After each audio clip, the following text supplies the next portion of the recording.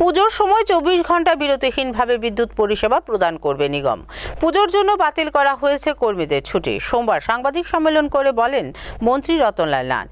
সনাতনীদের শ্রেষ্ঠ পার্বণ দুর্গাপুজো হাতে গোনা আর মাত্র কয়েকদিন, আর তারপরে দীপাবলি।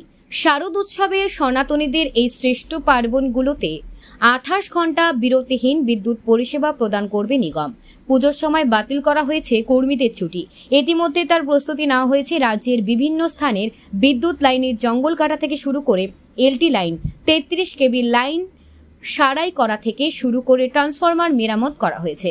পুজোকে সামনে রেখে মজুত রাখা হয়েছে 475টি ট্রান্সফরমার।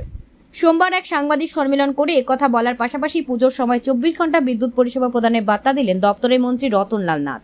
পাশাপাশি তিনি এদিন বলেন, বন্যার সময় বিদ্যুৎ কর্মীদের অক্লান্ত পরিশ্রমের জন্য পুজো অনুদান ছাড়াই তাদের সম্মানার্থে রাজ্যের প্রায় 4294 জন কর্মীকে আর্থিক অনুদান হিসেবে 400 থেকে 700 টাকা প্রদান করা হচ্ছে। পুজো উপলক্ষে যারা লাইন নেবেন, লাইন নেন, কোনো আপত্তি নেই। লোড যতটুকু দেখাবে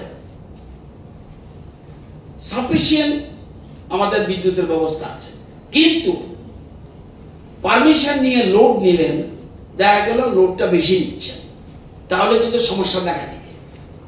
তো ক্লাবগুলি বা যারাই লোড সম্বন্ধে সতর্ক থাকবেন এবং হুক লাইন সম্বন্ধে সতর্ক থাকা উচিত। এগুলি সম্বন্ধে সতর্ক থাকার জন্য অনুরোধ করছি। আইন অনুযায়ী, নিয়ম অনুযায়ী যা পারমিশন, এগুলি নিয়ে আমরা বিদ্যুৎ দিতে কোনো অসুবিধা নেই। যথারীতি পারমিশন নিয়ে যেন বিদ্যুৎ ব্যবহার করা হয় এবং লোড অনুযায়ী যেন ব্যবহার করা হয়।